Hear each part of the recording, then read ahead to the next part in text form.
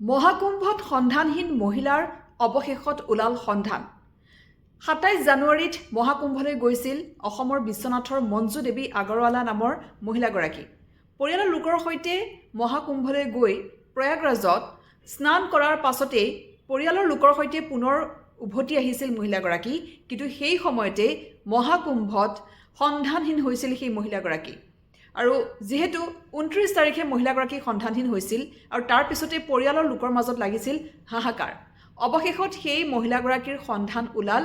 গুৱাহাটীৰ এগৰাকী ব্যক্তিয়ে মহিলাগৰাকীক প্ৰত্যক্ষ কৰে।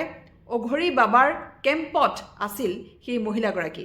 আৰু এই সন্ধান পোৱাৰ পিছতেই পৰিয়ালৰ লোকে প্ৰয়াগৰাজত ৰেলৱে ষ্টেচনত মহিলাগৰাকীক চমজি লৈছে আৰু অৱশেষত তেওঁৰ সন্ধান যিহেতু পৰিয়ালৰ লোকে পালে, এতিয়া মহিলাগৰাকী উভতিছে তেওঁৰ নিজৰ ঘৰলৈ।